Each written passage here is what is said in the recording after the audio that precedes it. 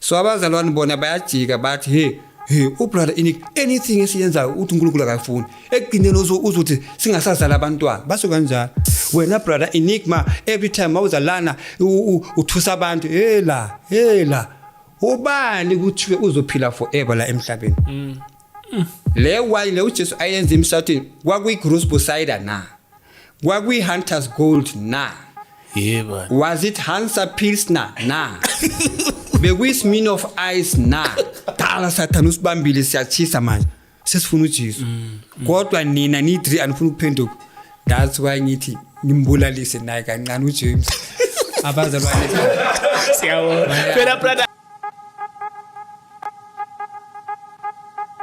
Welcome to the Derby Show. Of course, I go by the name Chris Moss. You already know I'm doing the best show that makes any other shows look so stupid and work. Thanking you, loving. As usual on camera, I got my man James, as well as on sound. On my right, I got my man Kanda. Yeah, if you're new to the channel, man, please subscribe, press the notification bell. You like, please continue to join the membership. It keep us going, as well as don't skip the ads when you watch this episode. It's very helpful if you do that. You don't skip ads. It's another day, yeah, another testimony. One story at the time and one testimony at the time. Yeah, brother. Sekubeni isikhathi singakuboni. I invited uRicky la ukuthi bengifuna nje the aim of the episode was ukuthi sihlale phansi maybe sibone ukuthi singakhuluma kanjani naye abone lapha wrong khona nami ngibone. But what I pick up ukuthi ezinye izinto azishilo njengokuthi uma uyi-Christian you're going to heaven even if ungenza ini you're going to heaven. Uma kuyiqiniso yini lokho? Osibamukele kwishow please. Yes, okay, thank you. Ngibuyela ngithi manje iflu yangibamba yangiyeka. So once ngithi ngibamba amanzi ngiyawasha. Iyabuya futhi akungibamba amanzi angithi manje. So but as long voice ingcono yeah no ngibuyela. Kunabafundisi bashumayela. Yeah. Yes, bashumayela basifundisa izwi. Bavula iBhayibheli then bayafunda and then bayasifundisa. And then now mawufike ngasendlini unayo iBhayibheli as long ufunda uyasifundisa wena self. So umfundisi ashumayelayo nami enginikezwe isambulo akusinto efanayo. Lo ufunda into ebhaliwe. Lo ukhuluma into ayibonile. Lo mina ngikhuluma ngesambulo about what I have seen and what I have heard. So umfundisi makashumayela ngento ebhaliwe in the Bible. That's why abazalwana abaningi bathi ubrother Inick akaquote iBhayibheli akaquote ama-scripture. Awukhulumi ngeBhayibheli. Kanti uJesu lo asibonisa izinto ezenzakala in the secret. Yena himself is the Bible. And uma kubonisa into ukuthi bheka ukuthi kwenzakalani tshela abantwana bami ukuthi bayeke lokhu nalokhu ngoba uSathane sekasebenzisa lento le. Usitshela into eyenzakala khona manje. So abazalwane bona bazokutshela ukuthi ibhalwe kuphi iBhayibhelini. iBhayibheli ibhalwe kudala kodwa isaphila njengamanje.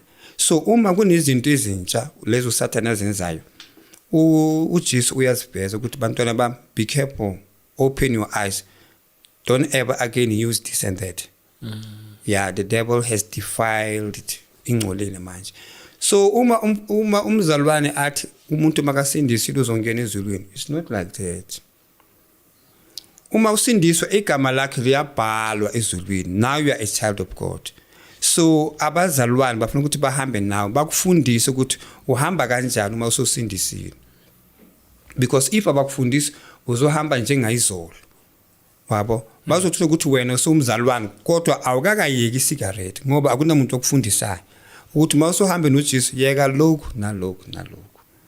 uJesu, now you are a child of God, you must listen to what the Lord says. You read his word and you live according to his word. That's why iBhayibheli ithi uma ususindisile you shall know the truth. Because manje usindisile. so uyafundiswa iBhayibheli. Masivule Mark chapter so uyavula. Yeah. Masiye ku Jeremiah uyafundiswa ukuthi uvula amehlo so that ingqondo yakho izovuleka. Anything becomes fresh now ukuthi osiluku siyenza lokho kanti uNkulunkulu akakufuni. So there's a word in the Bible that says work out your salvation. Uma usindisile uyayisebenzela. NgeSuthu bathi lihodimo liyasebeletswa. Akupheleli lapho ukuthi usindisile. Uyasindiswa igama lakho libhalwe ezulwini. But you work out your salvation. Uyayisebenzela lento le. Angeke uphile nje ngayizolo. But today usindisile but usayenza ubugibingu bakho bayizolo. But uthi usindisile. No, that's why kuthiwa uma usindisile you need to renew your mind.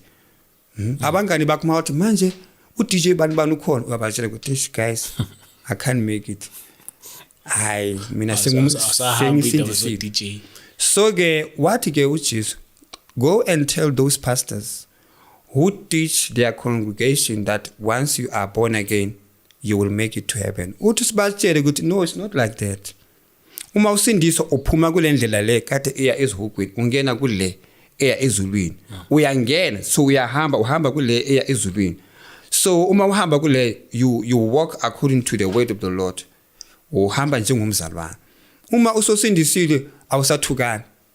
Uma usosindisile noma uhamba estradini uma ubona umngane wakho awusakhalisa iplate.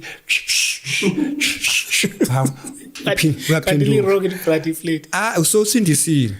So now you are the light. Ufuna ukuthi ubonise abantu ukuthi manje uphendukile. Angithi wabo. Noma abantu bakumembeza estradini uyambona. Mama manje kusasa siya. Uyenza umsindo lo muntu lo. Now awuyenza umsindo.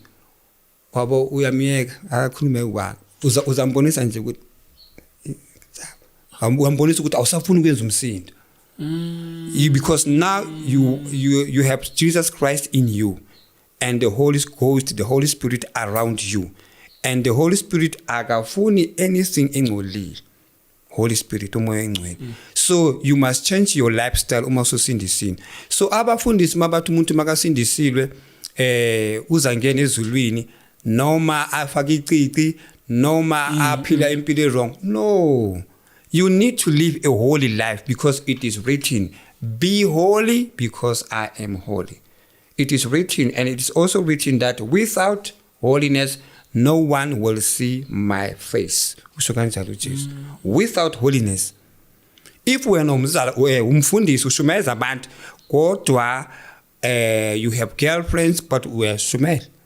Ushumela intando kaNkulunkulu, the word of the Lord ephilisa abantu, emukisa abantu ezulwini kodwa wena unama girlfriend nomfazi, then you live unholy.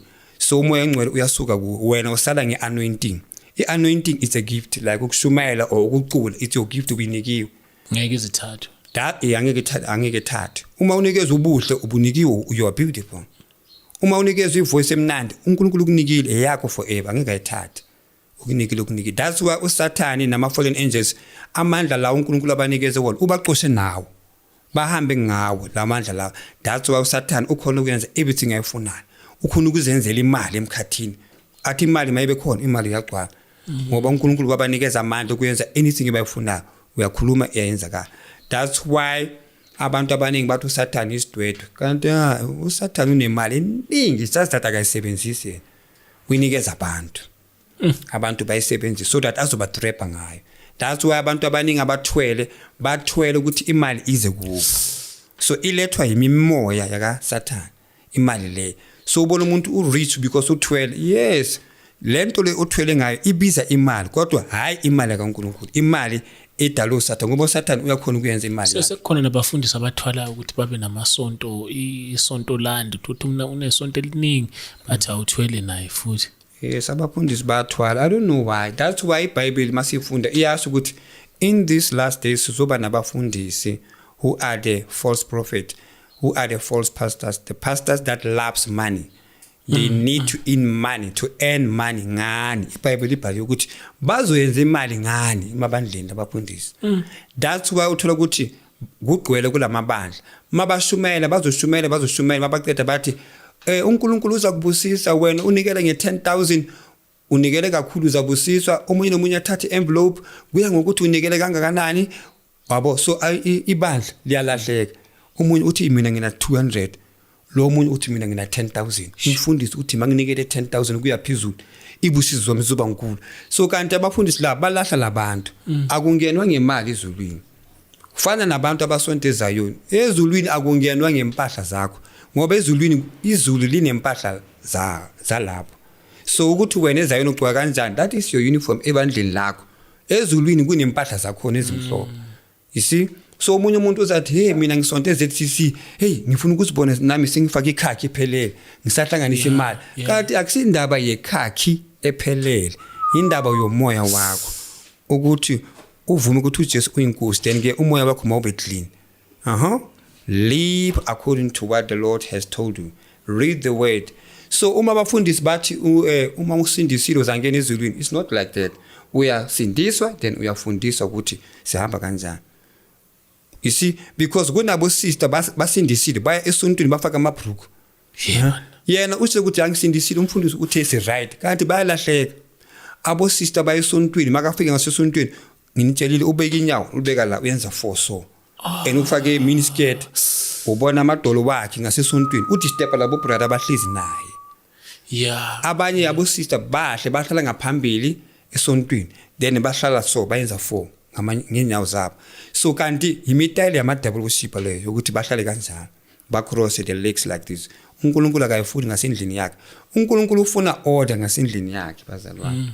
So abafundisi balahla ibandla uma bangalikhuzi and uma bathi mawusindisilo umntana kaNkulunkulu. Usindisilo lo muntu kodwa nama boyfriend ayi3 uzangena ezulwini. Wena mfundisi uma uthi as long usindisile. That's why uJesu athi abafundisi izwi lakhe according to his will. Usho kanjani? They don't teach my children my word according to my will. uJesu abafundisi bafundisa ibandla ngendlela yabo abafundisi. That's why mina mangiphana ngesambula abafundisi bayakwata. But lo muntu lokulahla ibandla kanti yibo abalahla ibandla. Alright. Ungasangeni kwisambulo namhlanje brother. Okweshumi lese nginemali but ngisengiholile umholo wami. Okweshumi kumele ngikukhiphe ngenkani yini noma kumele kusuka othandweni lami ngiyakwenza lokho ukuthi namhlanje ngathi ngixakekile ngikhona ukukhipha okweshumi. Okay, ubuza kahle. 10% is a command. If something is a command, uNkulunkulu uyakutshela ukuthi yenza so. It's a command, it's not negotiable. Ukunikile umsebenzi uyasebenza. So ukunika imali yakho, so uthi nawe ngibonisa ithando lakho. Bring 10% to me in my house. You see? So that 10% le iyakhona ukukuthandazela wena noma ungalala ungathandazanga. 10% yakho iyakhona ukuworship uNkulunkulu. Imali yakho iyakhona ukukuworshipela. Abantu they don't understand ukuthi tithe inamandla. Tithe I will keep it this month, then next month uyandlulisa uthi unamabanga.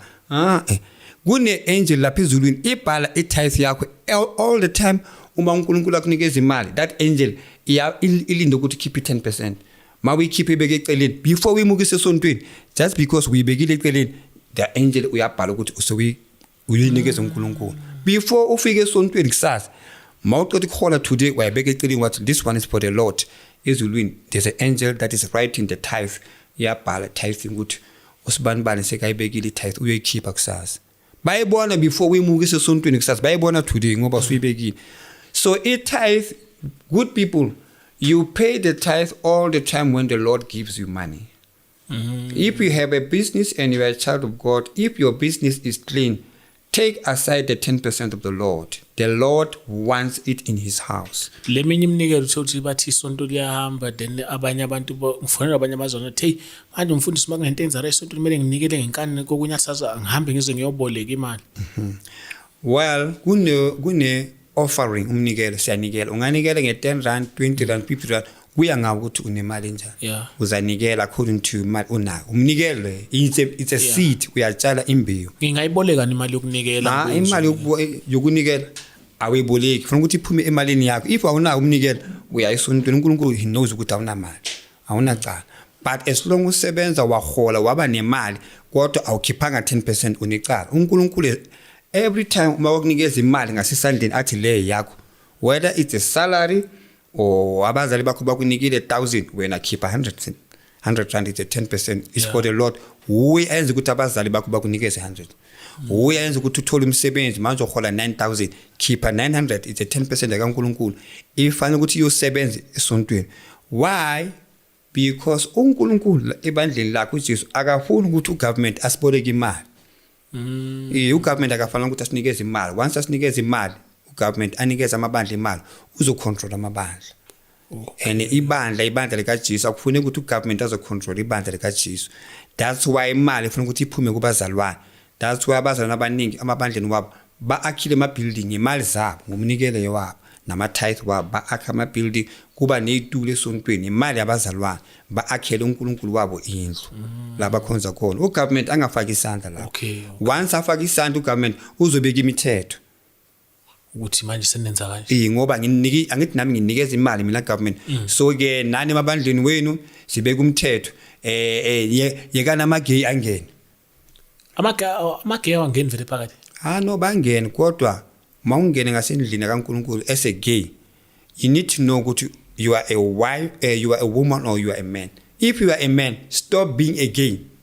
uNkulunkulu ukudale as a man.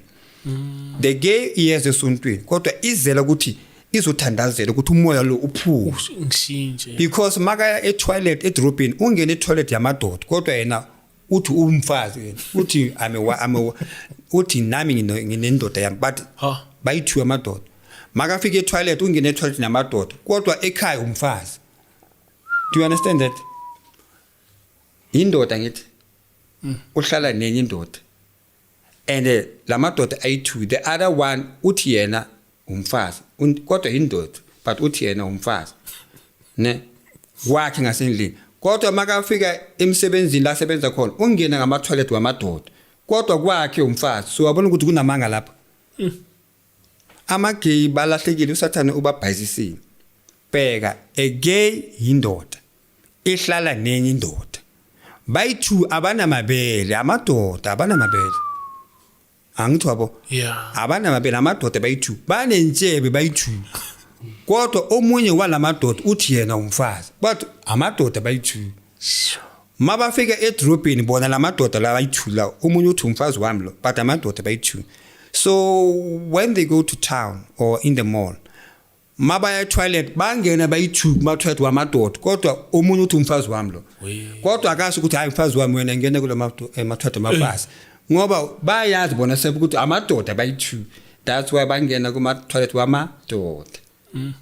Ningizwa kahle? Amadoda ayi2 ngithi mabafika e-mall bafuna ukuya e-toilet. So indoda le ithi this one is my wife kodwa amadoda banentshebe bayi2. Mabafika e-mall lo ubhuti lo athi yena umfazi utshela lo indoda enye le uthi my husband ngifuna ukuya, I want to go to the toilet. Uthi kwenye indoda my husband ngifuna ukuya e-toilet. Indoda le yakhe le imumukise ema-toiletini wamadoda kodwa uthi umfazi wakhe. Do you understand this? Sure. Uyabona ukuthi iqiniso baliyazi kodwa uSathane udlale ngengcondo zabo. Do you understand this? Both these men are men. Banentshebe. They have beard. Lo omunye uthi this is my wife kodwa akuna wife la. Abana mabele bayi2. Abana breast. Amadoda bayi2 banentshebe bayi2. Bane boys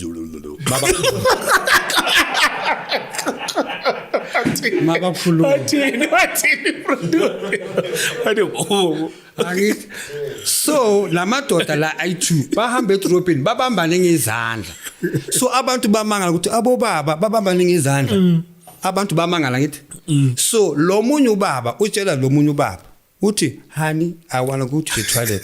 So lo munye indoda le ayimukise ema-toiletini wabafazi kodwa uthi umfazi wami kodwa lo mfazi lo wakhe makafuna ukuya e-toilet uyampelekezela e-mall akangeni akamfaki kuma-toilet wamafazi umufaka ema-toilet wamadoda kodwa this man uthi this is my wife kodwa uthatha i-wife yakhe uyifaka ema-toilet wamadoda.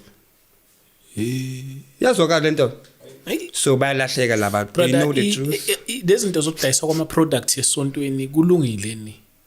Ukuthi udayiswa ama-oil yini kunama-products nje uthothi emasontweni kunabantu abangifuna bathi emasontweni kunama-products and kumele uwathenge kunensipho kudayiswa in ugeze ngayo. kubalekile lezinto lezokudayiswa kwama product esontweni because abona bakholwa ukuthi asuke ethandazelwe enzelwe ini. uJesu that's why athi sibakhuze sibatshele ukuthi yena akusunkulunkulu wensipho lethengiswayo. Athi sikhuze labafundisi abathengisa insipho nevaseline nama oil neholy water, athi sibakhuze sibatshele ukuthi uyeza and uzobashaya. That means baya ezogwini. That means mageza ngerapture bazosala bonke ngoba le Bible bayifundayo ithi sinikezwe igama lika Jesu only. Anything esicela sicela ngegazi lika Jesu. Lord, I need the blessing of the Lord in the name of Jesus. Umuntu uyagula uyamthandazela ngegama lika Jesu. Uma bathe uphathwa amadimoni uthi ngegazi lika Jesu. We have the name of Jesus and the blood of Jesus ukuthandazela abantu. Yiyo lento esinikiwe, the name of Jesus and the blood of Jesus. So uSathani yena ubanikeze ioil, makaqede uSathani ukhutha iBhayibheli uthi nabo bani basebenzisa ioil. Kanti no, uJesu uthi lezi zinto lezi mazistophe zonke. Ngoba uSathani ubamba abantu ngezinto ezibambekayo. Kanti uJesu uthi sikhulume izwi. Ngoba ama-dealership mabathi imoto izoba today, bama estradini then bakhuluma ukuthi imoto ezondlula le ngepent ered siyayiwisa eneyawo. Mabathi sizowisa imoto eblack epent eblack today, bazowisa le eblack. Lento ebazoyikhuluma amademon ayayenza. So nathi uJesu sifundisa ukuthi we must say his word, then we must speak his name and his blood when we pray. La abantu abathandazela amanzi uthi sibatshele ukuthi kunedemoni lamanzi. And ngikhulumile ngathi kune-Asheroth, idemoni le candles, idemoni le mpepha, la khanyisa khona impepha, iZayoni nalama witch doctor balayita impepha, nalama Muslim balayita like stick. Kunedemoni lale zinto lezo. Zinomoya wazo lezi zinto lezo. That's why uJesu uthi angikho lapho kusebenziswa lezi zinto. So uma ubona ebandleni kuthengiswe oil, you must know ukuthi idemoni selingenile, umfundisi lo une secret. Yeah, and uma kuthengisele ioil athi lena ugqobise nga emsebenzini bazakuthanda. Yes, usebenze njengamasangoma. So ufana ukuthi ubone ukuthi uJesu akasekho la. Sikusebenza umunyu umoya. Sikunomunyu uJesu. Ngoba uBhayibheli masifunda iyasho ukuthi in these last days kuzaba nabo Jesu abaningi. Not the one who died on the cross, the one who died and rose again. No.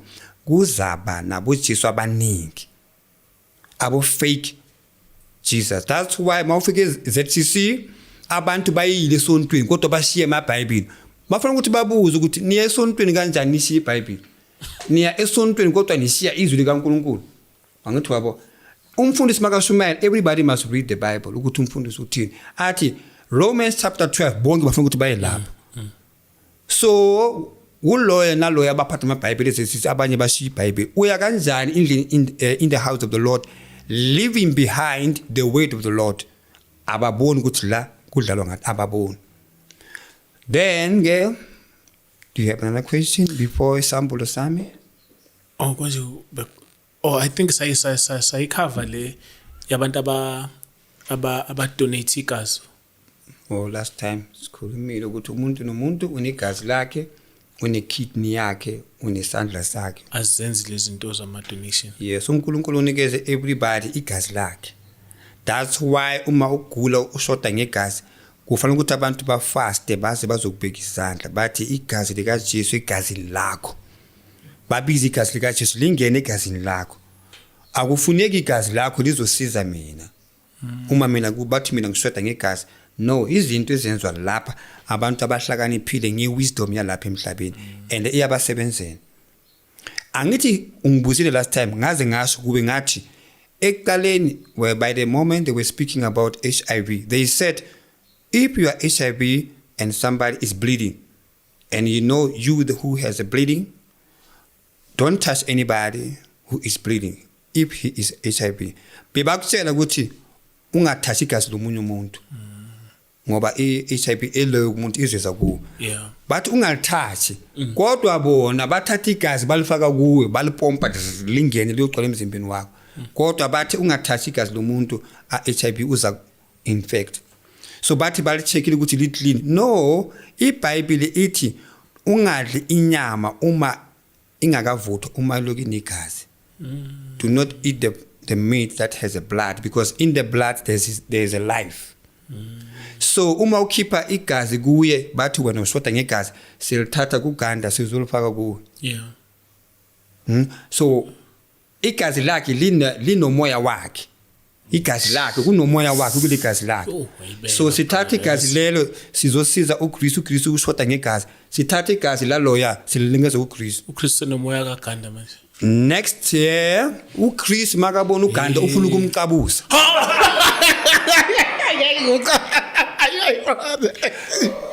Angithi manje is the same blood. Igazi lisuka igazi lakhe selila kuye. So uGanda makabona wena ubona yena. So ukuthanda the way asithanda ngakhona ngoba igazi lakhe kanti igazi lakhe seli basize wena ngegazi lakhe. uSathane namaqhinga ngithi usize wena ngegazi lakhe. So igazi lakhe lingenile kuwe. So in the future makakubheka akuhake nje uGanda akuhake. Uma ngala ukuthi hey awungiyeki manje angithi wabo kanti sekune touch sekuuye igazi lakhe. Yes. So uSathane namaqhinga. Hey brother, ngiyathanda wa brother uphinde usho ukuthi kungani kumele ingenze off nokubuza khona. Okay. Quick question, brother. What made you repent? Mina. Yes. Mina ngisindiswe kanjani? What made me repent ngisindiswe? 1999 bekugcwele ukuthi hey by the year 2000 the world will be destroyed. So ngisindiswe last Sunday ya 1999. Last Sunday bengifuna ukungena ku millennium the year 2000 ngoJesu because ibegcwele by that 1999 ukuthi hey kuthiwa umhlaba uzophela by the year 2000. That's why kunengoma ethi where will you be in the year 2000. Kunengoma enjalo ingoma yakudala. I don't know what is the OJs or it's the Commodores. Where will I be? Where will you be in the year 2000? I don't know. Yabuza something. Where will I be without you, Lord? This one is not the gospel.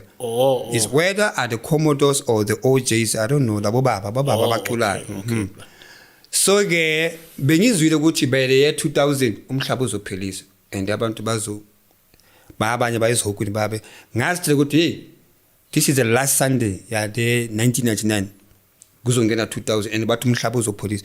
Ngathi ngifuna ukuthi uma kuphelisa umhlaba uphelise sengisindisi ngingene kanjalo bengibaleka umlilo.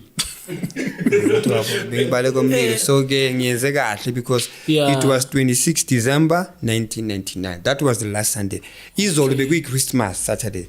So today is Sunday 26 ngasindisi. Bengibaleka umlilo ukuthi kuzopheliswa abantu abangana uJesu. So bengibaleka umlilo kanti hayi ngizahlala. It is good ukuhlala in the Lord. uNkulunkulu usidalile ukuthi sibe abantwana bakhe. Sibe la emhlabeni sibona umhlaba unjani makasusa simuke sizulwini somangala ukuthi hey siphume emhlabeni besithi kumnandi kanti kumnandi ezulwini usibeke la sizosebenzela izulu masuka la siya ezulwini. There's a purpose why. Brother umuntu abashadile esontweni bese upartner wethu uyashona yipi process eyenziwa umuntu mayishona lo partner ene futhi kuvumelekile ukuthi lo muntu oshonelwe engaphinde futhi athathe esontweni le couple le abazalwane omunye uyashona bamncwaba so lo sala ayi1 yes makasele ayi1 if yena uyafuna ukushada whether usister or brother if uyafuna ukushada iBhayibheli iyamvumela because that one has passed away kodwa maba divorce bakwatile lo for ukuthi lo uyenzani ba divorce you must remain single ngashada. Angithi sikhuluma ngabazintamba kaNkulunkulu izwi likaNkulunkulu lithi once you divorce remain single. Man divorce kanti wena ufuna ukuyoshada omunye udivorce indoda yakho niyacabana kanti usubona umuntu anemali and usindisini you are in trouble. Ezulwini kuyabhala you disobey the word of the Lord. Kodwa lo oshiwayo Nkosi yamthetho usathanda yena uyashiwa baya divorce ushiya lo munye usamthanda but lo sebone lokho akubonela ukuthi lo oshiwayo kumele enze kanjani brother. Lalela uNkulunkulu izwi lakhe alitshintshwi situation. uNkulunkulu uhlonipha izwi lakhe.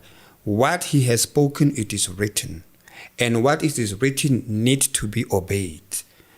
You don't disobey the word of the Lord. So uma lo abona ukuthi lo angisamthandi lo sekanesiso esikhulu so uyaphuma kuye makaphuma kuye lo umshadile indoda le so umfazi yena sekabona abantu abanemali abantu abanjani so ushiya lo angithi abazalwane uzothandaza kuNkulunkulu Lord ngimshadile lo manje uyangishiya ngoba emsebenzini ngithole retrenchment so ungishiya so obeka istatement sakho kuNkulunkulu kodwa awuthatha umunye umfazi uNkulunkulu akana excuse ukuthi okay ngibonile ukuthi ukushile so ngibona ukuthi uthatha omunye ezwini lakhe uthi awuthathi omunye as long lo asaphila whether uyakushiya makafika le uyashada nawe uzothi nami ngiyashada ngoba naye phambili ushadile la sikhuluma ngomoya wakho so if yena ushadile makafika phambili usikhethele kuya ezihogweni ngoba she has disobeyed the word of the Lord then she will face the consequences so wena ungafuni ukuyenza njengaye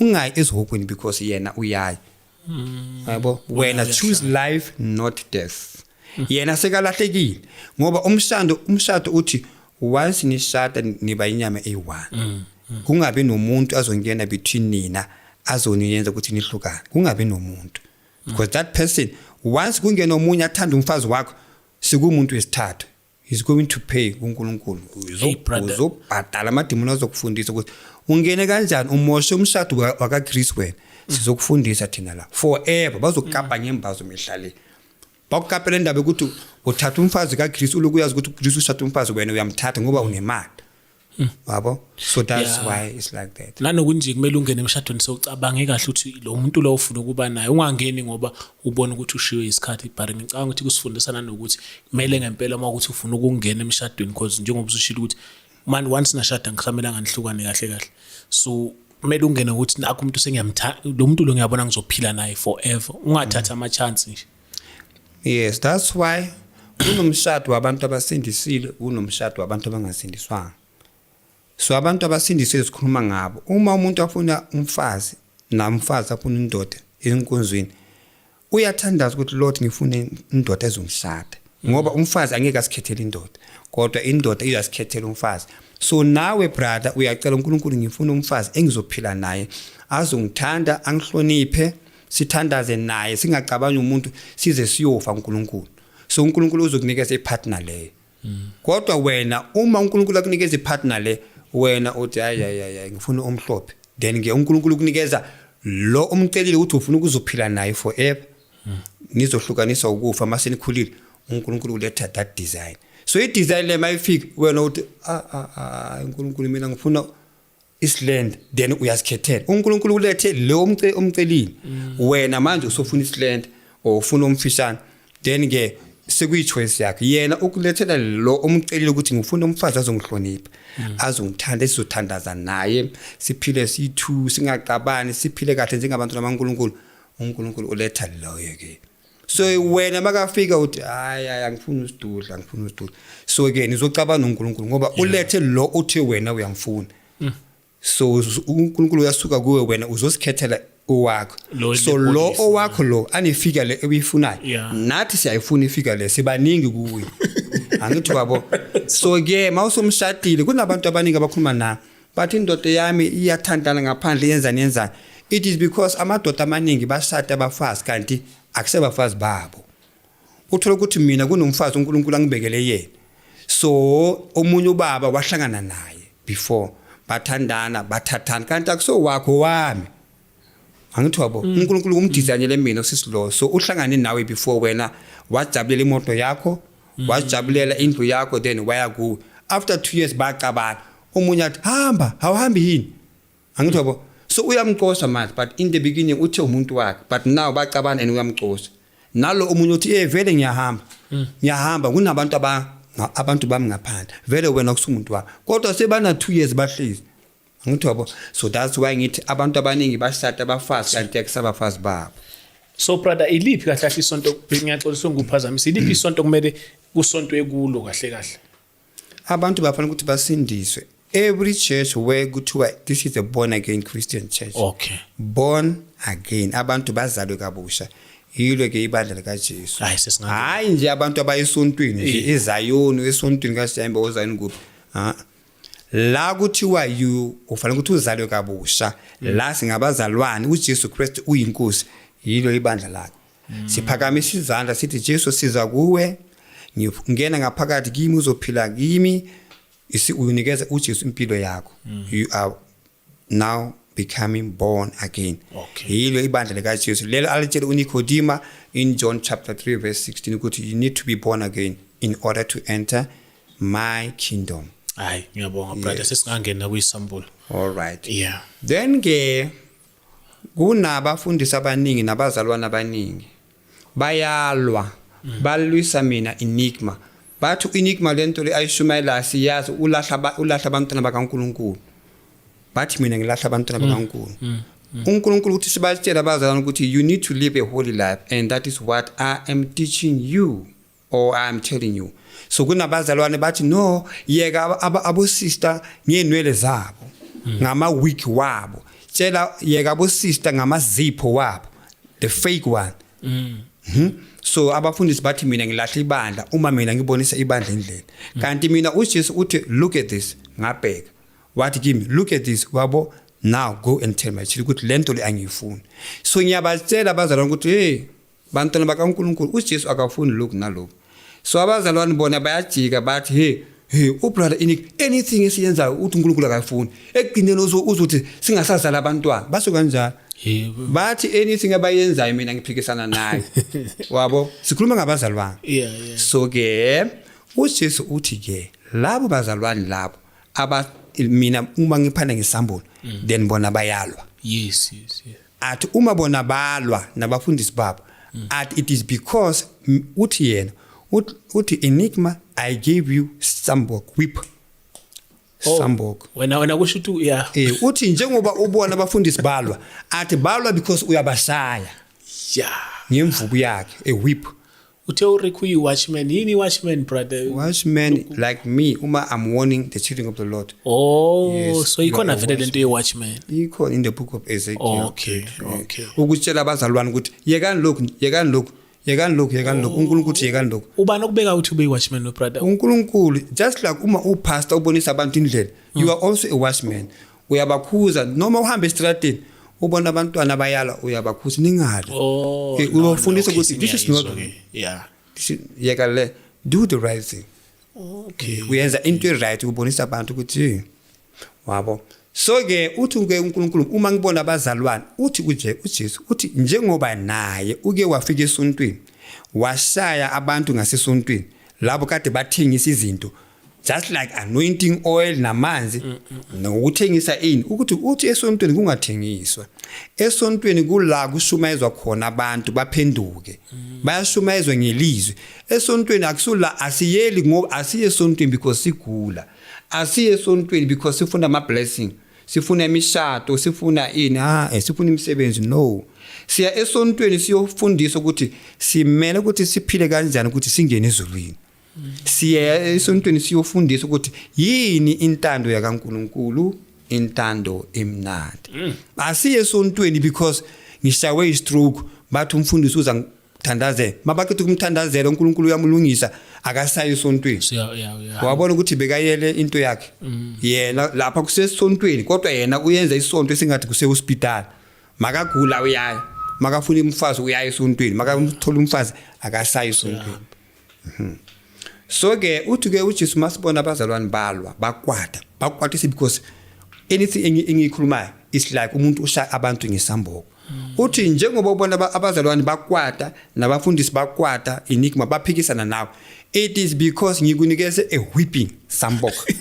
So uma ukhuluma izwi liyabasala bakwatisa uthi ngikhiphi wiki yami kanjani ngiyathanda angithobo so bakwata it's like nyabasaya it's like uthi ungisayela why uthi ngikhiphi wiki yami why uthi ngikhiphi iziki.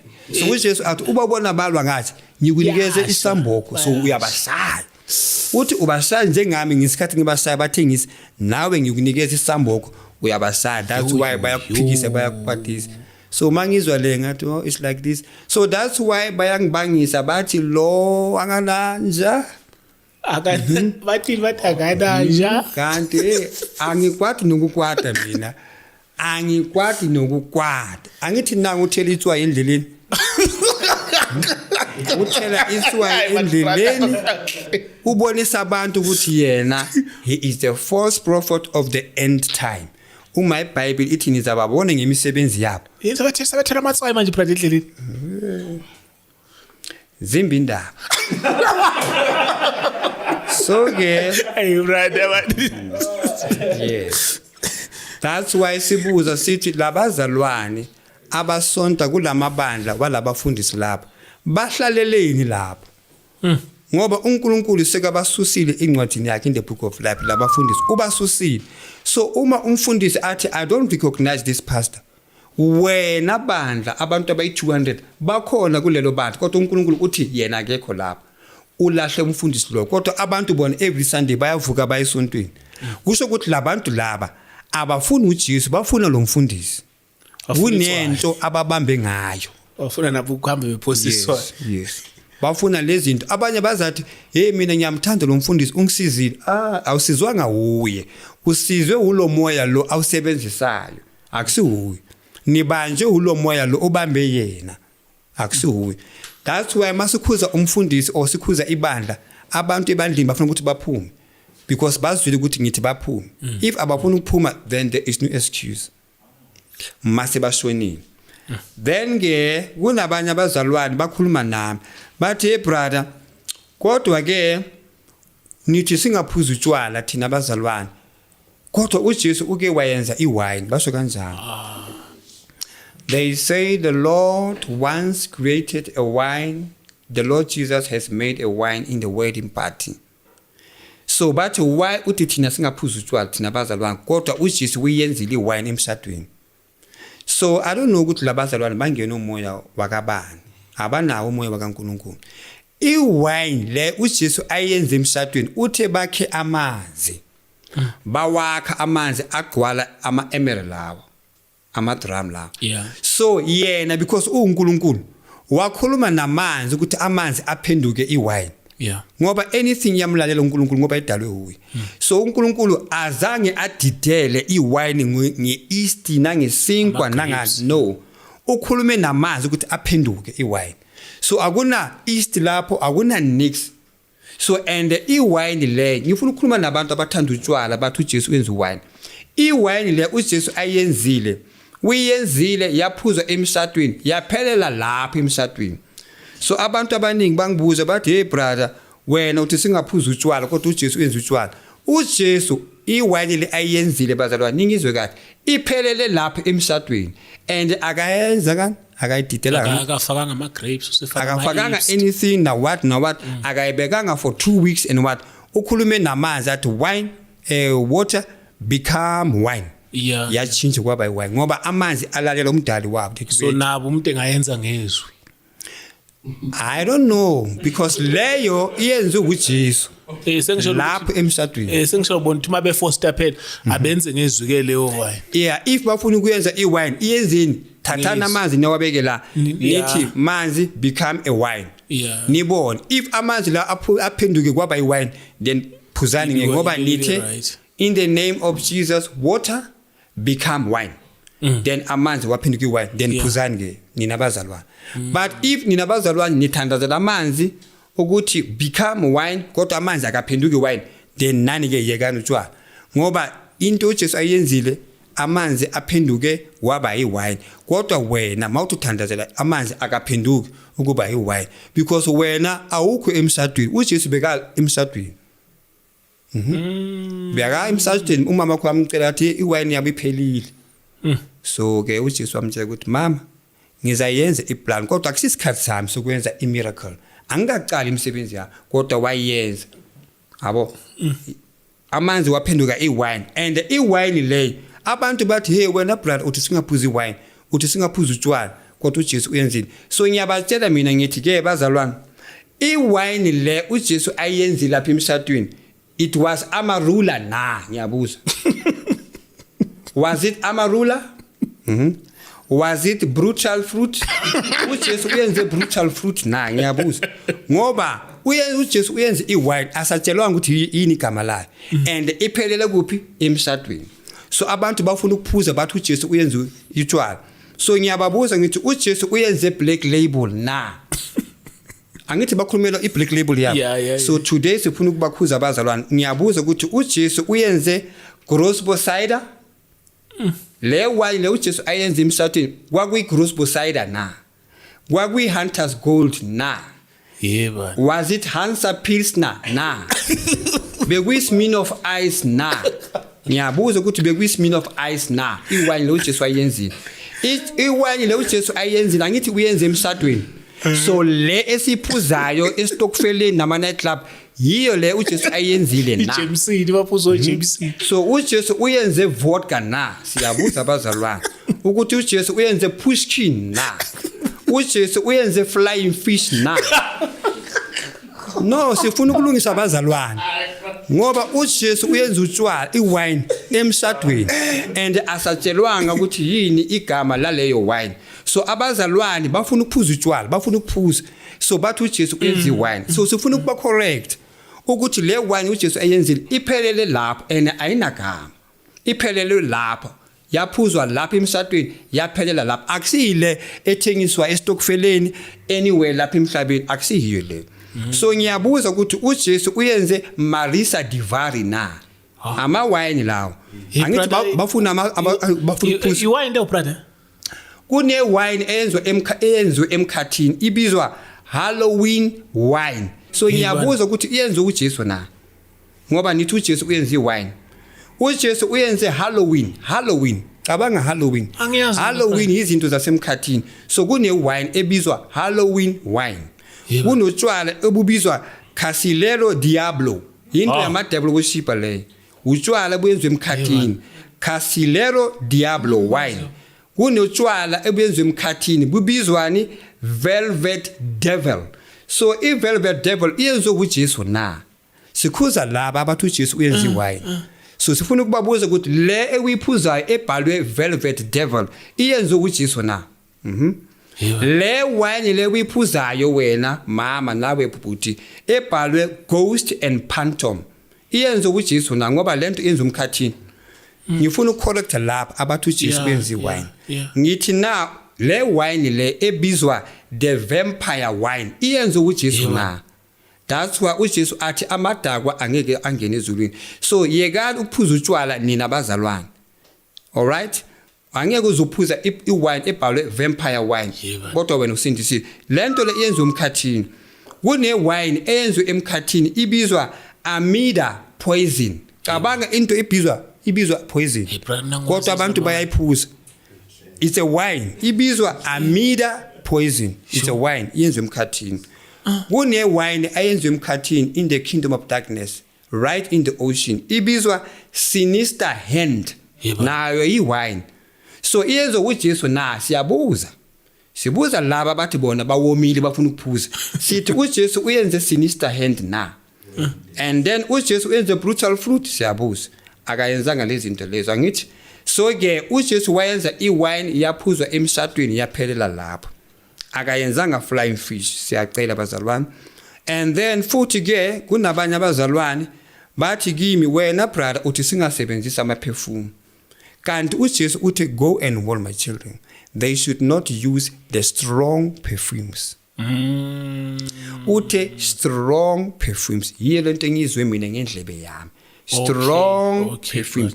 Kunama perfume a strong kakhulu, kunama perfume adurayo, kunamanye ama perfume anamagama asabekayo, kunamanye ama perfume anganacala, kunamanye ama perfume aphuma right emkhathini. Anomoya wakhona once uyithela wena uyithele ngale perfume le, if wena you are a brother uyithele ngayo uzophuma uyimnandini and ufuna intombazana. So that means lapha etypeni or lapha in club ufuna ukuthi uyithole intombazana, and ispirit sale perfume sizokusiza uthole intombazana ngoba isimele sale perfume sizodonsa amantombazana. So ke kunabantu abathi kimi kuno sister in the Bible ngalesikhathi uJesu ahlezi etafuleni akhuluma nabantu, bathi kunomunye usisi igama lakho uMary oke wafika aphethe perfume wathela uJesu ngaye inyaweni zakhe. iBhayibheli ithi bekumele ukuthi kube njalo because bekazofa, bekazwe ethuneni, so bekafuna ukuthi ahambe anesmell esi-strong yena. So that perfume le yasebenziswa lapha, isebenziswe in the Israelite time ngalesikhathi leso, hayi kula isikhathi lesethu. asiyazi ukuthi yini igama layo perfume le mina ngiyazi maybe it is written in the Bible. Maybe it is written kodwa le perfume le yaphelela lapho on that time thina siphila in this end time in these last days. So kunama perfume amaningi. That's why emkhathini anything enziwa nabo bayenza icopy yabo. You see, so abantu bathi uJesu bekasebenzisa ama perfume baye bamgcobisa ngeperfume. So ke leyo that was the perfume that was supposed ukuthi bayothela uJesu ngayo ukuthi makafike ethuneni kunuke kahle ethuneni ngoba umuntu isidumbu siyanuka.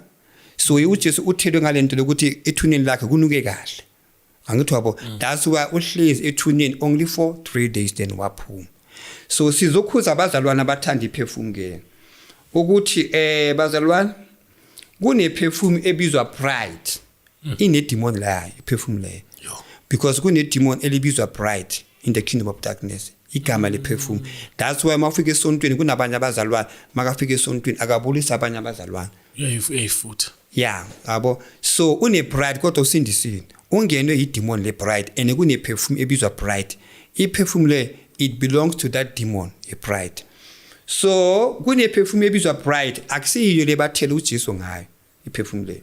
Kune perfume ebizwa temptation, follow me, and those perfumes are not the one le kati bagcobisa uJesu ngayo because that one it was special for ukufa kwaJesu ukuthi athelwe ngayo. That one was made special. Yes. Okay, so laba bathanda ama perfume I perfume le bisebenzisa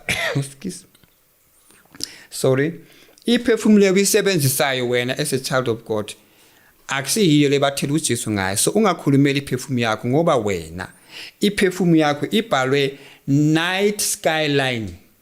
So Night Skyline akusiyo le bagcobisa uJesu ngayo.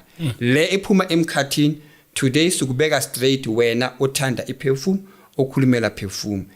Kune perfume ebizwa midnight hour. Why midnight? Why midnight? Uyenzani midnight abantu balele wena usithela ngeperfume ebhalwe midnight hour. Kusho ukuthi wena ebusuku uvukile use night club right in the midnight. So kune perfume ebizwa midnight hour. Abantu balele wena usithele ngayo. So kune perfume ephuma emkhathini ibizwa tobacco vanilla. It's a perfume akusiyo le bathela uJesu ngayo kodwa yile wena uyisebenzisayo. So siyakhuza today tobacco vanilla ephuma emkhathini isuse emzimbeni wakho. Lapha ngikhuluma nabantwana bakaNkulunkulu. Hayi abantwana babantu. Kodwa abantwana babantu bangayisebenzisa ini tobacco vanilla ngoba abaliyazi iqiniso. La sikhuza abantwana bakaNkulunkulu. Kune perfume ebizwa Beardo Godfather. Isebenziswa uwe iyeke if uwena usindisile. Sikhuluma nabantwana bakaNkulunkulu iphuma emkhathini this perfume. Ama demon bathi yabo ngoba ibhalwe Beardo Godfather. Kune perfume ebhalwe Versace Femme iphuma emkhathini. Kune perfume ebizwa Vampire iphuma emkhathini and wena usindisile mzalwane. Sifuna ukhuza laba abathi brother why uthi singa gcobisa iperfume. Only kunomama ashumayelayo bengikhuluma ngaye last time. Ngithi uthengisa amanzi uJesu uthi akamyazi lo mama lo. So lo mama lo uyashumayela athi uthini lo brother uthi singatheli iperfume ufuna ukuthi sinuke uyahleka lo mama.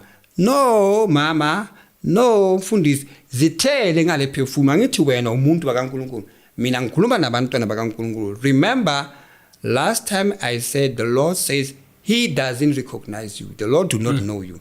And now that because the Lord do not know you, ungayisebenzisa iperfume le wena. Unuke perfume. Wena you are fine.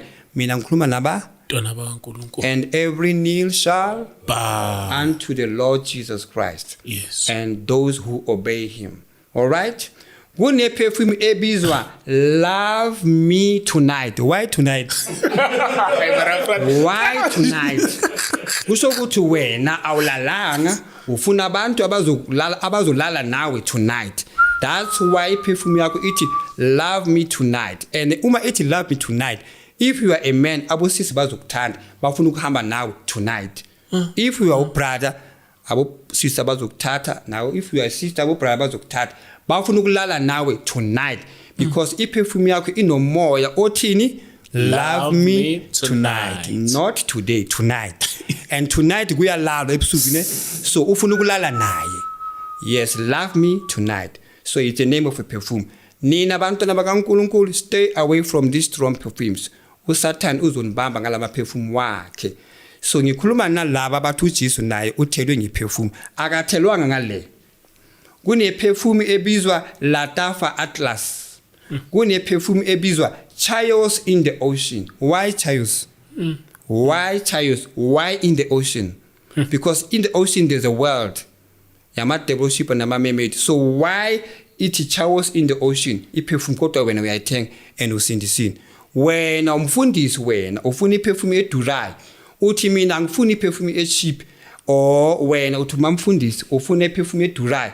Utshela abantu ukuthi mina bandla lami mani ngifuna ukungiblessa ngeperfume, ningithengele iperfume ebhalwe Rosa Ocean. Oh mamfundisi.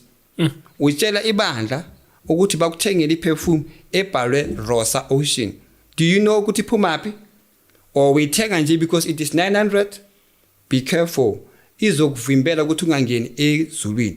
Wafa unuka that perfume ingilosi egate nasezulwini. It will never allow you to enter with the smell of this perfume called Rosa Ocean.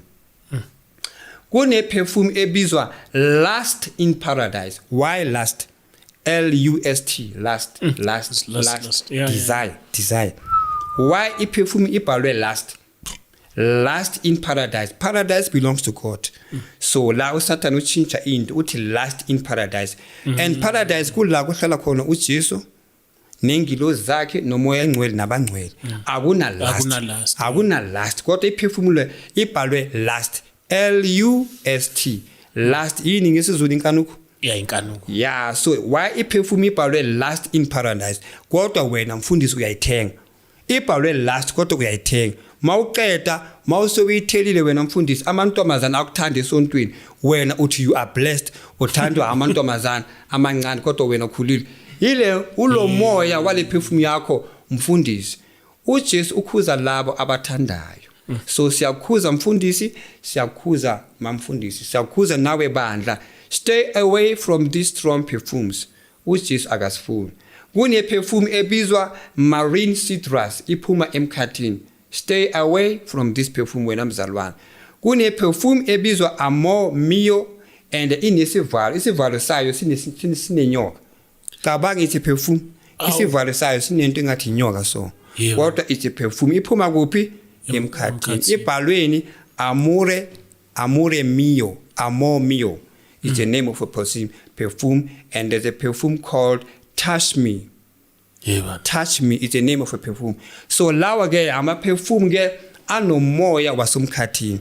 So la sikhuza labazalwane abathi brother Enigma why uthi singathela ama perfume. uJesu uthe strong perfume. So wena uthenge perfume ebhalwe lust L-U-S-T nkanuko. Why uthenga that perfume?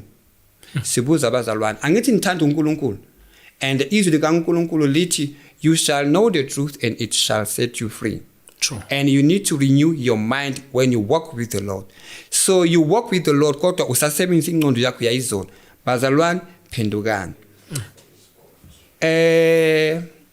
Every knee shall in unto the Lord Jesus the Son of God. Every knee shall bow. And it is nobody's fault But yours. because we have warned you. Mina angisumfundisi Chris. Yeah. Angisumprofita. Bayangifonela pastor brother sithandazela uJesu akasonga ukuthi ngikuthandazele uthe ngikukhuze so ngiyakukhuza bona bathi ngibathandazele bafona nami bethi befuna ama number akho bethi sicela ama number ka brother uzosithandazela ngithi lo mntakade. So ke today siyenza ibe straight. uJesu uthi ngizokukhuza wena mzalwane uthi une stress uthi unama spiritual husband wena sister bayafona bathi banama spiritual husband ne mawumbuza ukuthi okay ukuphi khona manje athi ngasendlini uthi okay so why uyenza ama threats umunye usisa hi brother ungibona kanjani usedebeni hayi brother uthi kimi una spiritual husband mina ngimthandaze ngithi lalela sister uthi una spiritual husband iyakukhathaza athi yebo brother iyangikhathaza spiritual husband ngithi okay ukuphi khona manje athi ngisedebe ngithi kuphi athi ngasendlini ngithi okay so why uyenza ama-threats uyangibuza brother uwabona kanjani yebo angimboni kodwa ngiyabuza spiritual why uyenza ama-threats sure ufuna umoya ukuthi ukuyeke kodwa wena unezinto zasemkhathini kuwe so ngambuza umunye umzala ngathi why uyenza ama-threats wangibuza on the phone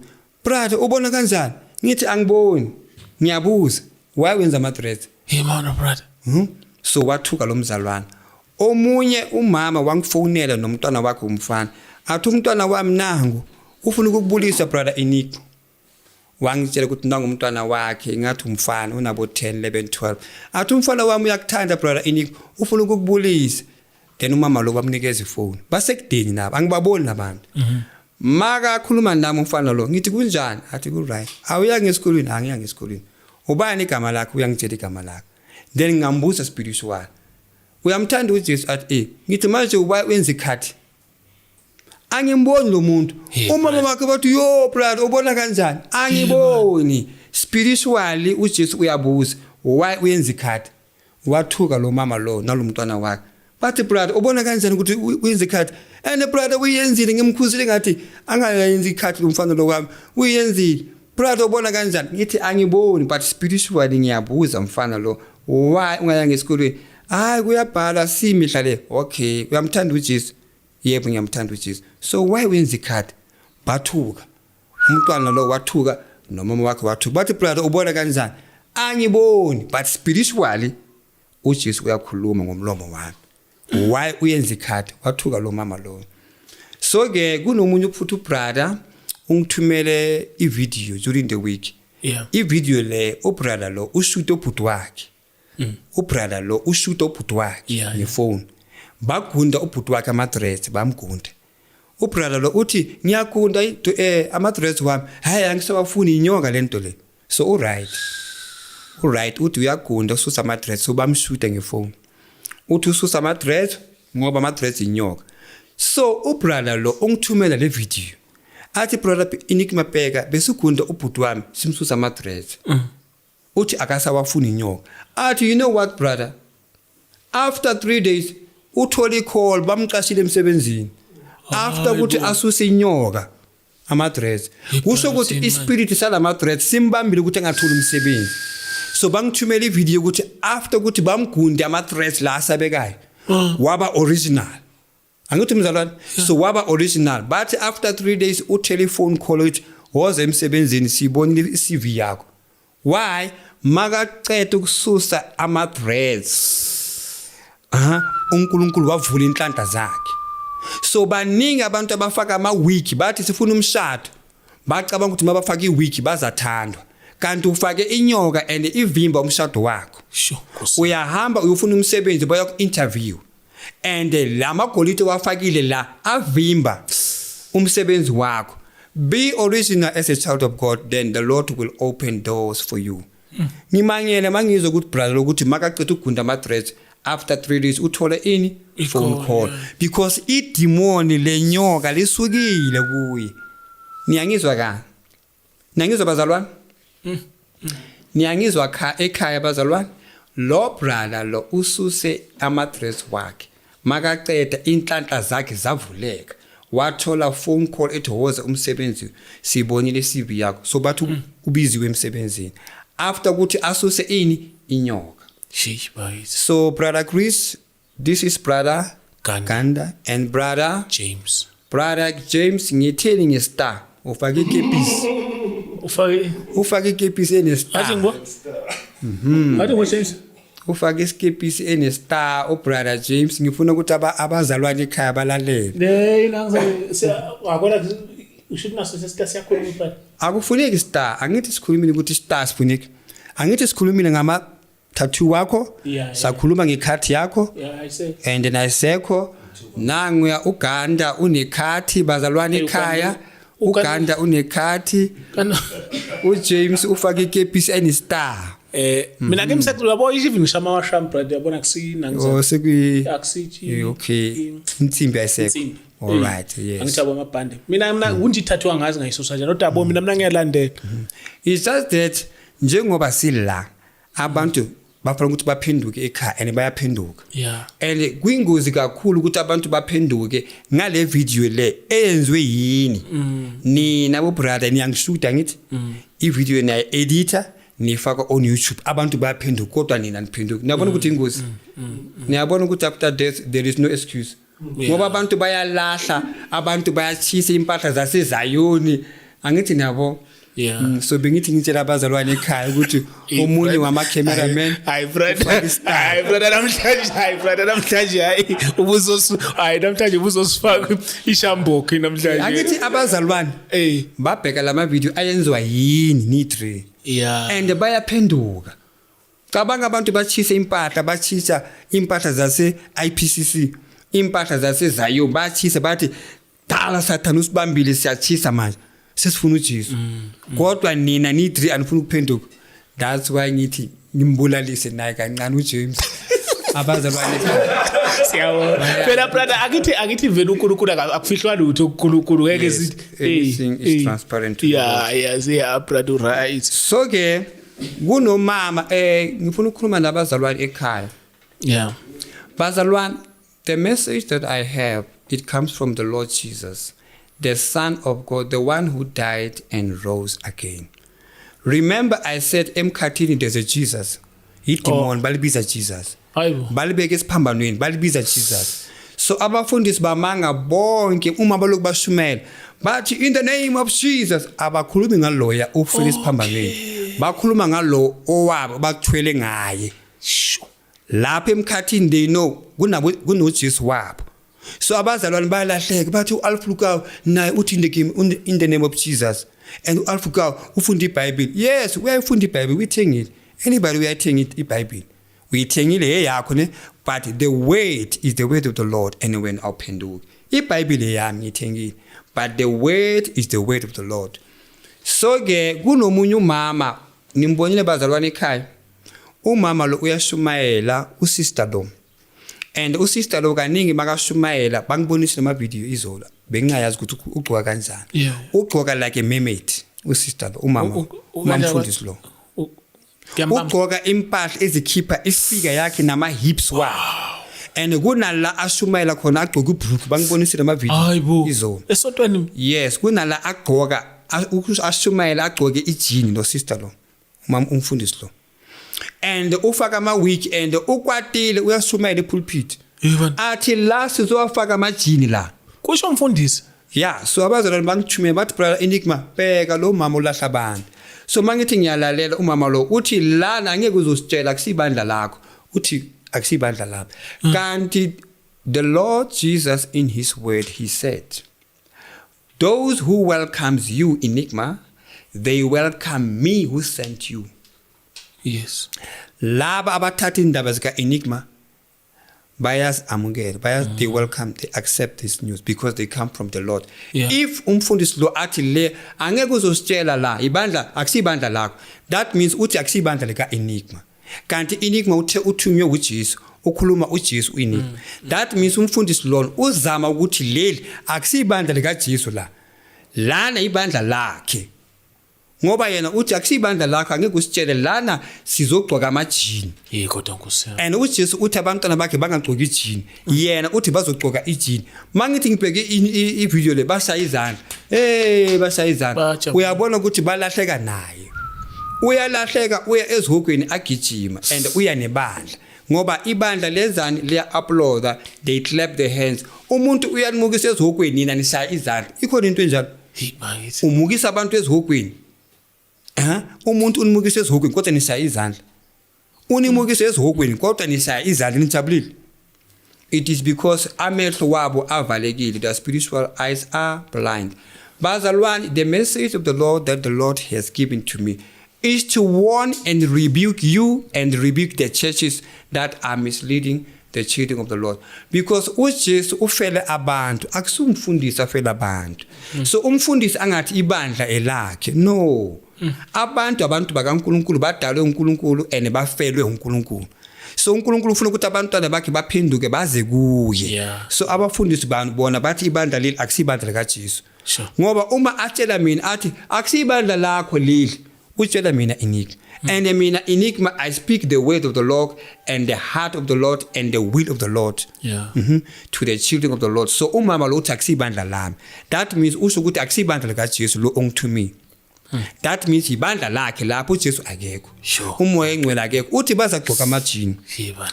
So this is my last Warning shot. ithi ngifunde into angithi mangisuka ekhaya ngiyabhala ukuthi ngizokhuluma ngani. So ke bengivakashela abanye abo sister bayi2 ama twins. So mangikhuluma nabo labo sister uJesu uthi uzothatha omunye wabo.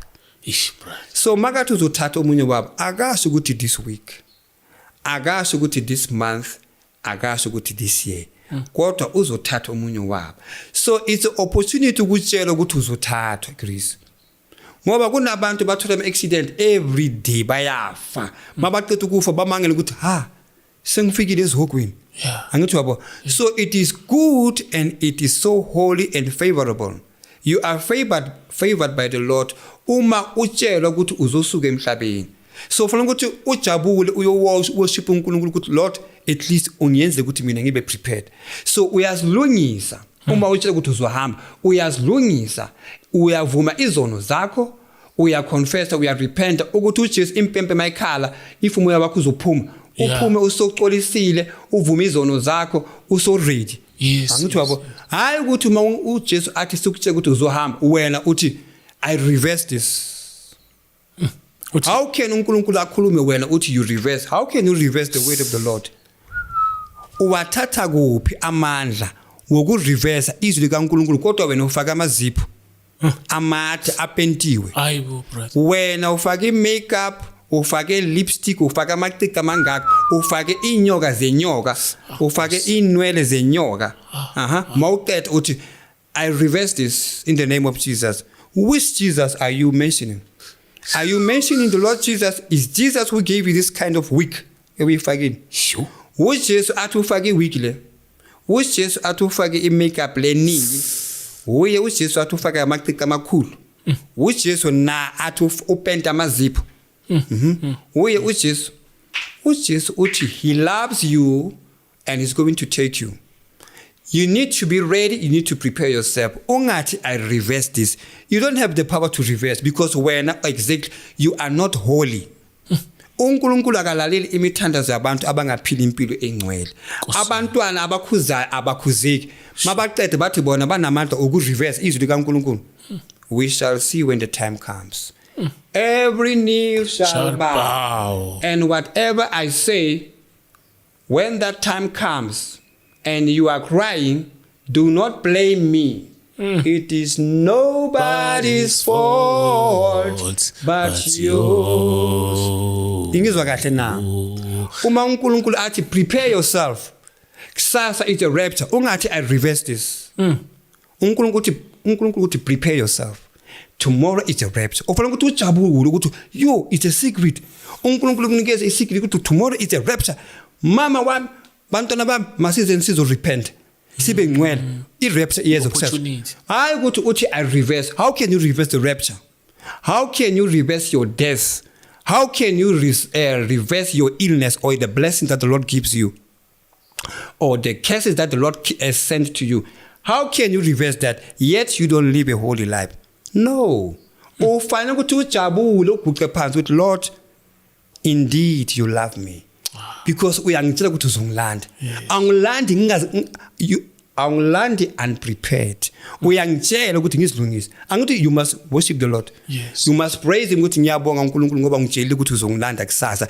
Today ngiyogeza amazinyo uNkulunkulu, ngiyosusa inwele lezi, ngisuse lamazipho. uNkulunkulu ukutshele in time ukuthi ngizokulanda. It's a time for you to repent and live a holy life and be original. Do not say I reverse this because this is not a curse and this is not a prophecy. This is not a prophecy and this is not a curse. It is the word of the Lord and it's a warning to you. And it's a word of awakening. Wake up. Uyatshela ukuthi uzolandwa wena. Mawufuna ukuthi ujabule usiprepare when uthi I reverse. Uma athi I reverse, that means uya reverse lento le ibuyele emuva ngoba yena usafuna ukugqoka ngalendlela. because isikhathi sokuthi asiprepare lo muntu lo mzalwane. So yena uthi I reverse because akafuna ukuhamba. That means uthanda this world. Uma utshela ukuthi uNkulunkulu uzokulanda kusasa wena uthi no, I reverse this. That means you love this world. Awuthandi uJesu, awufuna ukuthi uJesu azokulanda. Awufuna ukuya ezulwini. Ngibuza wena kanti awufuna ukuya ezulwini. Uma uJesu athi uzokulanda kusasa, angithi ufuna ukuthi ujabule. Ayina ihempe lakho ufaka itayi njengami uJesu uzokulanda kusasa. Hayi uthi I reverse this appointment. uJesu uthi uzokulanda kusasa wena uthi I reverse in the name of Jesus. How? Chris, awufuna ukuya ezulwini? Ngiyafuna. Uma uJesu athi uzokulanda wena uthi I reverse this. Hayi. Uthi I reverse this kusho ukuthi wena unama appointment emhlabeni. Kusho ukuthi wena ngoDecember kunala uya khona ebumnandini. Kusho ukuthi wena uzwenzela umntwana wakho party next week. That's why uthi I reverse this. Sheba. uJesu uthi uzokulanda awufuna ukuya ezulwini na? Ngiyafuna. Angithi uthi uyamthanda uJesu. So why mangithi uJesu uzokulanda wena uthi I reverse in the name of Jesus. Wena brother Enigma every time awuzalana uthusa abantu hela ubani ukuthi uzophila forever la emhlabeni. iBhayibheli ithi abantu abalala bayi2 indoda nobufazi ukufa kuzofika kuthathe omunye kushiye omunye. iBhayibheli masifunda ithi abangane abahamba bayi2 estradeni kuzothatha omunye kuhamba omunye. Angithi imishado eminingi akusana baba umama usela ngithi ubaba ushonile kushona umama bebayi2 kuthathe ayi1. Kunabanye abantu bathi hey bekunomngane bamgwaza wafa akasana mngane ngoba bamgwaza umngane wakhe kodwa yena usele. So akunamuntu azophila forever. So uma uNkulunkulu athi ngizokulanda jabula awufuna ukuhamba noNkulunkulu. Siyafuna. Awufuna ukuya ezulwini na James? Siyafuna. Bazalwane ekhaya alifuna ukuya ezulwini na. Uma uJesu athi uzokulanda awujabuli usafuna ukuhlala la kuthengiswa impuphu ngemali. La uthenga ukudla ngemali. Abantu bafuna imoto abakhulu ukuthenga imoto yaduda. Uwafuna ukuhlala la awufuna ukuya ezulwini la uzondiza free like angels. Why would you reverse this? You reverse this because when unama plan la emhlabeni awujahanga ukuya ezulwini. Then be careful uza ezulwini because awufuna ukuya ezulwini. Uyatshela ukuthi uzolanda wena uya ezulwini. Wena uthi I reverse. Reverse kusho ukuthi ufuna isikhathi sokwenzani. Uyatshela ukuthi uzolanda wena uthi I reverse this in the name of Jesus. Wena usafuna extra time ufuna ukwenzana ngale extra time. Yebo. Ngifuna ukuya eDubai ngenze appointment. Ufuna ukuya eDubai uJesu uthi uzokulanda wena uthi you reverse because ufuna ukuya eDubai kuqala. Don't you know that heaven is better than anything? Awufuna ukuyobona uJesu kanti. Awufuna ukubona ingilosi, awufuna ukubona umoya engcwele na. Awufuna ukubona amakerubimi na. Ngibuza umzalwane la. Lana ngibuza umzalwane. Uthi I reverse this in the name of Jesus. But uJesus uthi uzokulanda wena uthi uya reverse. Awufuna ukuhamba noJesu kanti. Abantu abaningi bafuna ukuya ezulwini. Lo akafuna ukuya. Sure. Lo mzalwane akafuna ukuya ezulwini. Ngiyabuza for the last time. Grace awufuna ukuya ezulwini na. Ngiyafuna. Uma uJesu athi uzokulanda wena uthini? Uthi I reverse. Hayi ngiyajabula. Uma uthi I reverse that means uthi angifuni ukuhamba. Awukholi ukuthi mawushona uya ezulwini. That's why uthi awufuni ukuhamba because awukholi ukuthi uya ezulwini. It is because you know inside yourself ukuthi you are still a sinner. That's why ungafuni ukuhamba. Awujabuli makuthi uyahamba na. Ngiyajabula. Ngiyabuza for the third time. Kanti awufuni ukuya ezulwini na. Uyafuna. So makuthi uzohamba wena uthi uya reverse. Reverse angithi uyatshela ukuthi uzolanda. Isikhathi sokuthi ususa idress if unazo, susa makeup if unayo ukuthi Jesu akuthole uright. Ayina impahla zakho, uworshipa nengoma Lord I'm ready. Ngifuna ukuyezulwini ngiyophila forever. Ngikhathele ukuthenga isikhambane iacha sinkwa ngikhathele imali angisanayo sengifuna ukuhamba. So yena uthi I reverse. Bro. Awufuna ukuyezulwini uJesu uzokulanda wena uthi I reverse. So I say to you again, Jesus loves you.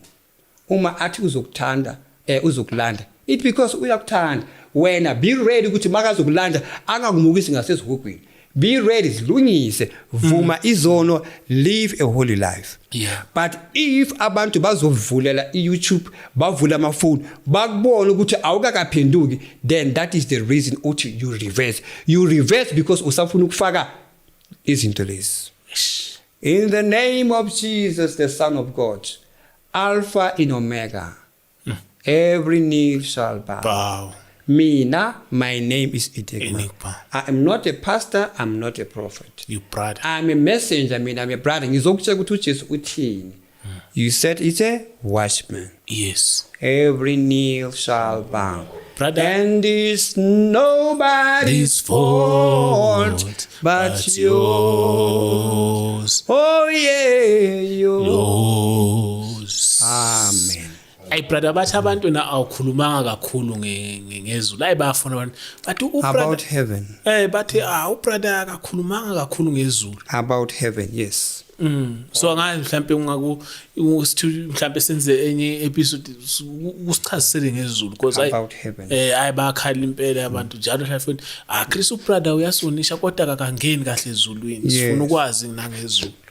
All right. Uma umzalwane wenza yonke into right but manje thothi umuntu sefuna ukwazi ngadi izulu ukuthi kanti ezulwini kahle kumnandi kangakanani bathi nje ezulwini akunamali angithi ngitshelile ezulwini mawuvula umnyango wakho uphumela ngaphandle ingilozi ziready ukukubuza ukuthi ufuna ukuyapi basebenzela wena. Well, okay, nginencwadi yami la ngibhale khona ngepen lengiza ya lenkulu indaba zami zesizulwini ngizeza futhi angithi sinama episode amaningi uNkulunkulu ngicela angithi ngicela nale ukuthi abantu bayakhala bayacela ukuthi but bacela ukuthi ungene ezulwini yeah sizongena kodwa they must know the truth. uJesu uvelise izihogo kakhulu ngoba kulapho kugcwele khona and ufuna ukuthi abantu bangasayi. That's why asibonisa ukuthi kuthusa kangakanani uphana ngazo kakhulu. Sizokhuluma ngezulu again when I come because kusho umunye ubaba yazi bengibukenye lapha ukuthi abane iYouTube usho umunye ubaba ukuthi amadimoni ungathi afuna andlula abantu la emhlabeni ngenamba kusho ubaba uxaba naye wayeyinyanga enza lezi zinto zomnyanga ngiyamfuna na ukuthi akeze la izosichazela uthi wayeyinyanga naye but manje seyiborn again uthi usathana ulethe kakhulu kunamadimoni amaningi la emhlabeni. Lalela amadimoni amaningi ukundlula abantu balapha emhlabeni amaningi ukudlula abantu abangasezihogweni. Ungathatha abantu bangasezihogweni wabeka la nabantu basezulwini nabantu basemhlabeni wabeka la bancane. uSathane una 1 trillion amadimoni ay 1000 billion. It is trillion. Kodwa uNkulunkulu uthi uzoba mosha ngesandla esiyi1 amadimoni la. Angithi yena uNkulunkulu usibonisile uJesu uzoba destroyer ngesandla sakhe amadimoni wonke. Uzoba phusha ngezi uzothi today you go to the lake of fire bazophusha umoya ubonke amadimoni. That's why amadimoni badlala ngabazalwane babayenza into abayithanda because they know ukuthi uJesu unamali. Ngithi amadimoni ngasezihogweni bababona uJesu mabathi bambamba mabathi babamba uJesu akabambeki. That's why akababheki nokubabheka akabakhuzi nokubakhuza ngoba yena uNkulunkulu. They can't do anything. Mabathatha ispear bathi bayiphonsa kuyo ijika nje izibuyele emuva. Ispear lesisaba uNkulunkulu sisaba uJesu akababheki uJesu ukuthi bayenzani akakhuzi nokuthi uNkulunkulu akunani sizosondela kuye. Uye adala anything. So lamadimoni angihlekisa amadimoni ngasezihogweni mabathatha abantu bathi babafaka in the lake of fire abantu babuyele emuva. Umoya kaNkulunkulu uvimbile ukuthi kungabi nomuntu ozongena kuzongena uSathane nabo amadimoni. That's why the lake of fire is empty. Ku red kubovu kuhlezi umuntu ayi1 antichrist uhlezi khona amazi ngapha. So amadimoni kudala khona ngasezihogweni izihogo sinama department kuya phansi. Amadimoni angena kulama department badlala ngabazalwane bonke kulama department. Kodwa mabafika in the lake of fire amadimoni akakhona ukungena mabathi bayakuphonsa nawe awukhona ukungena. Yabo ngoba kuzongeneka nini ngesikhathi uJesu athi Sathane amadimoni lake of fire bazophushwa umoya. Lake of fire yabo. Okay. Sizakhuluma again about heaven. Yeah. Let us drop it now. Okay. No, in the name of Jesus. Siyabonga brother ngajabula phela mawukhona siyabonga kakhulu. Yes. And then abazalwane angithi abazalwane baye bangiblessa ngemoto. Yeah. Abazalwane baye bangiblessa ngemoto. Ngiyayidrive imoto ngiyapractice ngayo, ngiyadrive estradini, ngiyapractice ngiride ke abazalwane. Imoto ifikile ezandleni zami, ngiyahleka nami ngithi yiba. Yeah. Ufrata subayigeza. Izolo mangiloko ngipractice abusisa abanye bayandlula. And ngiyabona bayale so istrategy si free akunabantu. Lapho kusema plotini ku free. Oh yeah, ngiyapractice kodwa ngigibelisa abantu. Hayi bro. Yabagibelisa abeka le phansi. So bengithi ke bazalwane ngijabulile ke bathi anginamoto kanti nginezimoto. Amen. Hallelujah. Brother, I see brother siyabonga. Nginezimoto ningi manje. Yes. So brother yini la uproducer la khona indawo nje evulekile. Ikusema plot but kusema khala. Ma plot la. So ke ilokishi lile estradini kuthulile nje. Yeah kuhambeka and kufuneka indawo kanjalo. Yeah. Noma ngipractice nyale nale ngibuye futhi is a gravel path futhi. Yeah. So kusandla siyajwayela. Sandla siyajwayela. Ngifuna nje iclass ukuthi yes. Brother siyajabula man. Indaba ezimnandi. Ngithi ke bazalwane ngijabulile ke jabulani nani ngoba ngijabula ngithi ngibona. Yes. Amen, brother. Amen. James, amen. Ganda, amen. Shani zanda madoda. Kusuka makhathi brother star. Keep your star, James. Yeah. I see Valage. Thank you so much for watching this episode, man, brother Enigma. Sizonibona futhi kwenye episode, brother. Angithi asisho siyasho sokhuluma ngani? Asabasi. Bazobona ngathi. Balalela emkhathini. Oh, okay. I'm doing the best show that makes any other shows look so stupid and no work. I'm thanking you, loving as usual. On camera, I got my man James as well as on sound. On my right, I got my man with the cat, Ganda, and the other one with the star. You guys, you go and you repent. Send a fire. Otherwise, man, if you're new to the channel, press notification bell. Ganda, they subscribe and they share the episode. They watch the advert. Ganda also remind them to join the membership. James, the people must join the membership so we will grow. Yabona sinama 8 manje, so it's hard for the channel to keep going. So we just need ukuthi abantu basizeke be join the membership because they requested ukuthi ay Chris asifundle EasyBet. Yabona brother. But manje i-channel kunzima ke manje phela ngithi asina ama sponsor. So manje sekunzima because abantu bathe ay Chris EasyBet nje ihlangana phi nenangizana. So kulama ama senza ama episode kanje ngawakho manje asafaki EasyBet because into engavumelekile yabona. So sesinciphise nama advert wabo ke manje sekunzima ke manje. So encourage abantu ukuthi basize ba join i-membership at least bakhokha every month ukuthi i-channel nathi sikhoneke ukuthi ibhadare nyana lapho nalapho yabona. Yeah, because ama advert sesiwamisile masikhuluma ngeindaba ekanje. Okay. Yeah. I understand. Yeah. And I hope now by understanding. Uthi bayenzeni bajoinele i-membership lapha na kune membership lapha ku YouTube channel. Yeah, ba join. Iqala kumalini James? 12 rand. Yeah, iqala ku 12 rand. Kuya phezulu umuntu uzoyikhethela uthena ufuna ukujoin yamalini then ajoin and uma ufuna ukuthi usinike thanks to give thanks usho ukuthi siyabonga for i-episode you press the button also you do the same thing yasho ukuthi hayi mina ngikhipha this much any mali ofuna ukuyikhipha from 10 rand 50 rand kuba kumuntu ukuthi hayi mina Chris siniphale for episode ukuthi umsebenzi uqhubeke no kanti ezokhona ukuthi akhokheleke no James akhona ukuthi akhokheleke so yeah so imali bathumela kanjani maba press kuthathwa i-data or bafaka imali bona angithi kuzongena uma ufaka necard lakho so uyayideductela yona leyo mali leyo suke uyifake uma ubhala phansi okay I give 50 rand then izodeducta that 50 rand.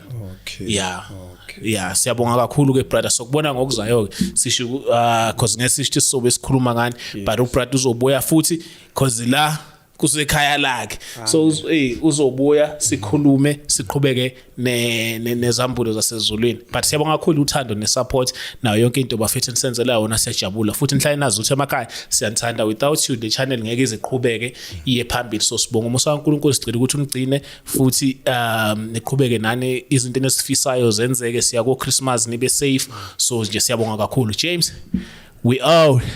Yes.